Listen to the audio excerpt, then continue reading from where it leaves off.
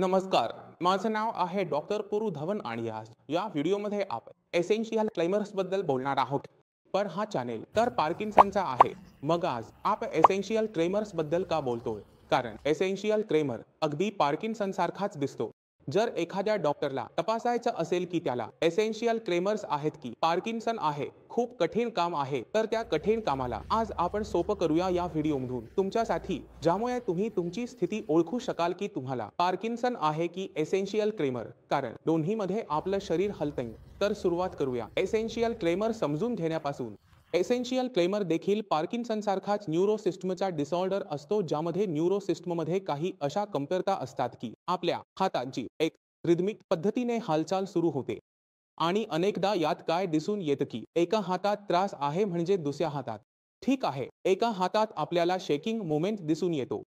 जर आपल्या दोन्ही हातांमध्ये होत असेल तर ते अनेकदा पार्किन्सनमध्ये होते. जर एकही धक्के आले तर त्याला अत्यावश्यक धक्के म्हणतात. हा पहिला फरक दिसून येतो. एसेन्शियल क्लेमरमध्ये एक खास वैशिष्ट्य म्हणजे एसेन्शियल क्लेमरचे क्लेमर्स असतात जे झटके असतात. त्या गोष्टी आपण काही काम करत असतो, म्हणजे मी फोन उचलत आहे तेव्हा माझा हात थरथरायला लागतो.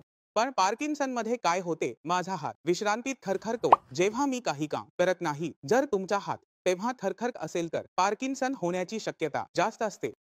पण मी काहीतरी पकडतो आणि ते हलायला लागते, तर ते एसेन्शियल क्लेमर आहे.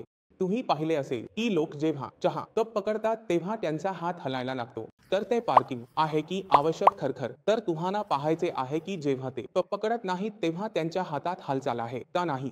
आणखी एक गोष्ट म्हणजे एसेन्शियल ट्रेमर मुख्यतः हातात किंवा तुमच्या डोक्यात होतो. जसे की तुमची मान हलत राहते आणि मग ते नाही नाही या प्रकारे हलत राहते आणि सामान्यतः पाहायला मिळते. पण पार्किन्सनमध्ये काय होते की मेंदूमध्ये जो नुकसान होत आहे त्याच्या कारणाने आपल्याला अनेक ठिकाणी वेगवेगळ्या प्रकारचे लक्षणे दिसतात. म्हणजे पेशंटची चाल बी सारखी होईल, छोटे छोटे पाऊल उचलेल, पुढे वाकायला सुरुवात करेन. त्यामुळे आपल्यालाही अतिरिक्त लक्षणेही दिसतात. आज पाकिस्तान दोघांच्याही आवाजात फरक आहे. तो म्हणजे त्यांना जे बोलायचे आहे ते सांगण्यासाठी ते पूर्णपणे तोंड उघडत नाही. तोंड बंद ठेवून ओठांना खूप हलके उघडतील आणि मग बोलतील, जसे की माझे नाव डॉक्टर पुरू भवन आहे असे बोलले जातात. म्हणजे पूर्णपणे तोंड उघडल्यामुळे आवाज स्पष्ट होत नाही. दोन्ही परिस्थितींमध्ये हे छोटे छोटे फरक असतात जे दोन आजारांना वेगळे करतात आणि दोन्हींचे कारण कुठेतरी न्यूरोलॉजिकल सिस्टम आहे. आणि जेव्हा आम्ही कोणाचाही उपचार एसेन्शियल क्लेमरच्या रुग्णांवर करतो तेव्हा आम्ही हे लक्षात ठेवतो की आम्हाला न्यूरोलॉजिकल सिस्टमला टोन अप करायचे आहे. न्यूरोलॉजिकल सिस्टममध्ये जी अडचण येत आहे ती आम्हाला सोडवायची आहे. मला आशा आहे की आजच्या या व्हिडिओमुळे तुम्हाला एसेन्शियल क्लेमर्स आणि पार्किन्सन यांच्यातील फरक समजेल, ज्यामुळे तुम्ही तुमची स्थिती पाहू शकाल. कारण अनेक पेशंट्स डॉक्टरांकडे जातात आणि डॉक्टरांनी कुठेतरी एसेन्शियल क्लेमर लिहिले आहे, दुसऱ्या डॉक्टरने काहीतरी वेगळे लिहिले आहे. त्यामुळे पेशंट गोंधळतो की मला एसेन्शियल क्लेमर आहे की पार्किन्सन आहे.